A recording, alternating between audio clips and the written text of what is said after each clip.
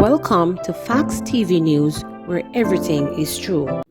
Policewoman not linked to Donaldson's disappearance, police say. The Jamaica Constable Force says there is no evidence so far linking a policewoman at the Halfway Tree police station to the disappearance of social media influencer Donaldson. Deputy Commissioner of Police DCP Fitzbailey made the disclosure while giving an update on Wednesday, arrest of the woman's boyfriend Noel Maitland. Maitland is a police constable based at the Constant Spring Police Station. He shares a child with the woman district constable. Donnelly, 24, was reported last seen at Maitland's apartment on July 11. She was reported missing on July 13. There was adequate evidence to link Constable Noel Maitland to the disappearance of Miss Donaldson, said Bailey, who added that there is nothing to connect the district constable to the case. The policewoman has been receiving threats, according to her attorney, Oswald Senior Simmet. Maitland was arrested by detectives from the Counterterrorism and Organized Crime Investigation Division of the JCF. As the investigation into the disappearance of Miss Donaldson intensified, on Tuesday the 26th of July, a case review was held at the CIB headquarters between the hours of 4:30 and 10 p.m. A number of stakeholders were involved in that case review, such as the offices of the Director of Public Prosecution, Indicom, and police from different departments within the force. As a result of the case review, it was agreed that there was adequate evidence to link Constable Noel Maitland to the disappearance of Miss Donaldson. On Wednesday, the 27th of July, Constable Noel Maitland was arrested on Duke Street by police officers assigned to the Counterterrorism and Organized Crime Division. He was placed in custody pending further investigation. At this time, I wish to point out that there is no evidence to link District Constable Simmet to the disappearance of Miss Donaldson. Further information will be made available in subsequent release. Beloved baker killed in bus crash while on vacation in Jamaica. A beloved baker and owner of a popular US-based restaurant was killed in a bus crash while on vacation in Jamaica earlier this month. The owner of My Just Dessert in Alton, Yvonne Campbell, was on vacation in Jamaica in November with her twin sister, Evelyn Campbell, her daughter, nieces, and their friends when tragedy struck. On Saturday, July 9, the tourists were on their way back to their hotel when their tour bus collided head-on with a truck on the Orange Bay Main Road, injuring the entire group of family and friends. Yvonne sustained multiple injuries, including bleeding from the brain. She was at a hospital in Montego Bay for several days, fighting for her life, until she passed away on Wednesday, July 13. Her twin sister Evelyn told the media that she needed a birth hold to relieve the pressure, but none of that was done. So she just laid there, waiting there finally to approve on earvac to get her to St. Lucia, but that never happened. She didn't make it. She was my best friend, my DNA. We shared the same room together, and no one was closer to me than her, Evelyn Campbell reported. Portland man charged after chopping man in face. A man was arrested and charged with wounding with intent after he inflicted chop wounds to a man's face in Boston District, Portland on Tuesday, July 19.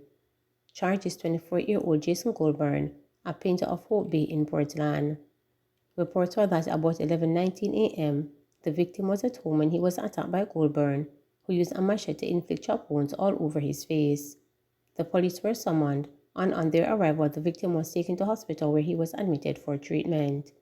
Goldburn was taken into custody the same day and was later charged after being interviewed in the presence of his attorney.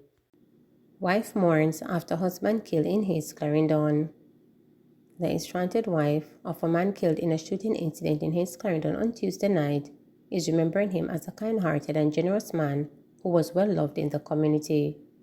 40-year-old laborer Christopher Romani, otherwise called Lucky, was among two people killed after gunmen invaded a shop and opened fire on Romani and others playing dominoes. A 16-year-old boy also died in the incident, which left 5 others nursing gunshot wounds. When reporters visited the community on Wednesday morning, Ingrid Cooper broke down in tears as she mourned the loss of her husband. "It a go break me down. Even though we're apart for about 5 years now, when me and him did live, him never make me hungry. Me have other kids, but don't belong to him, and him never make them want anything. Make sure that they went to school and so on. Him miserable and him loud and cuss, but he was a nice person who was well loved in the community," Cooper said.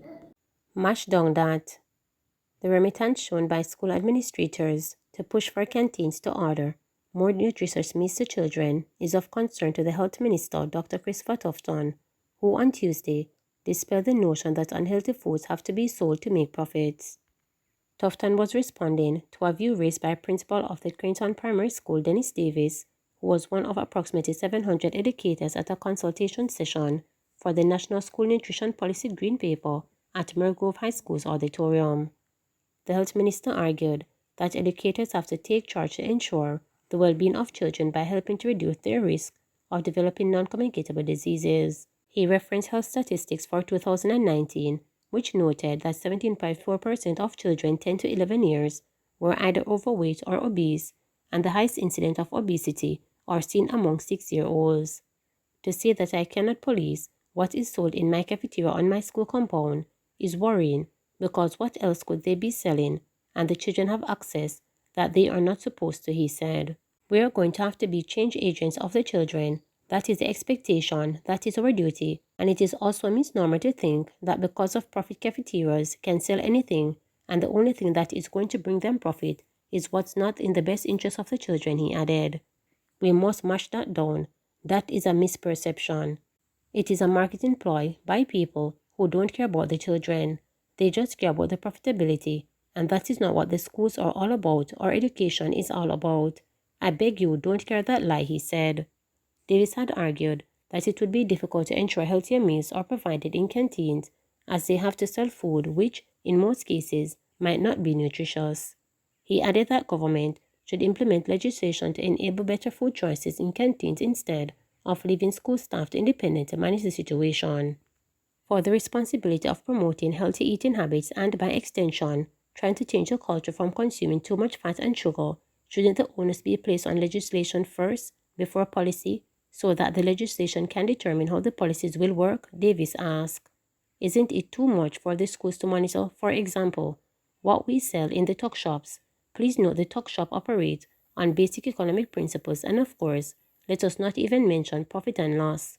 Whatever it is that is going to make our tuck shop work, that is what we have to prepare to sell. Therefore, if the manufacturers abide by restrictions on the amount of sugar and the amount of fat, then we can sell everything and no problem will be there, he added. Asked to comment on the minister's response, Davis told reporters that school leaders cannot police people into democracy in which there is freedom and choice. There is the economy aspect of canteens where they are going to sell things to make money and staff to pay. The onus is really on the government to regulate what is sold so that we can sell the things that are approved by government and we wouldn't have a problem policing what is there on the market. Minister of Education Youth Favour Williams said that the policies have to be implemented before legislation. We didn't want to move to legislation first. We didn't want this to be a one-side. We wanted to engage like we did today, and we will be having similar sessions across Jamaica to bring the information to you. We know that this is a change in which we are not used to, but we are going to do our best, and you will see the benefit of it for your children, she explained. The National School Nutrition Policy was developed by the government through the Ministry of Education and Youth in collaboration with other ministries and agencies to ensure that children are exposed to good nutrition and healthy lifestyles. In the meantime, Tufton said he hopes the policy, which is now in its green paper stage, will be signed off during the final quarter of the year. St. James couple on cocaine charges slapped with environmental breaches. Sheena and Chad Headley, the St. James couple before the court in relation to the seizure of cocaine valued at $85 million, are facing fresh charges of housing endangered animals. The St. James Parish Court was informed that they have been charged with breaches of the Wildlife Protection Act and the Endangered Species Protection Act. Matthew Ricketts, legal officer for the National Environment and Planning Agency NEPA, told presiding judge Sasha Ashley that there are 146 list pieces of information on prosecutorial documents concerning the breaches. Ricketts told the court that the breaches were discovered during the site inspection of the couple's home on June 21st, where several enclosures with exotic animals were reportedly found. In terms of the state of the file, are you ready? Ashley asked Ricketts. We have one statement that is outstanding, so we'll ask for another date to get the file ready, Ricketts responded. The accused were bound over in relation to the environmental breaches. Meanwhile, in relation to the cocaine case, the court was told that a forensic certificate and a scene of crime report were outstanding from the file. It was also disclosed that the prosecution was awaiting video footage to be added to its evidence. As a result, bail for both accused was extended by the court to September 30. The allegations surrounding the cocaine charges are that on June 15, at about 6 p.m., a team of cops from the Area 1 Narcotic Police Division carried out an operation at the Headley's premises in Goodwill, St. James. During the search, 10 rectangular shaped packages identified as cocaine were allegedly found in the trunk of a Toyota Prado SUV belonging to Sheena Headley. Following an interview session in the presence of her lawyer, Sheena Headley was arrested and charged with breaches of the Dangerous Drug Act. The Narcotics Police subsequently issued a release asking Chad Headley to report to the Summit Police Station in Montego Bay, St. James, while identifying him as a person of interest who could assist the investigation. He was later taken into custody and was arrested and charged. Please remember to subscribe, like, share, and click the notification bell for daily updates.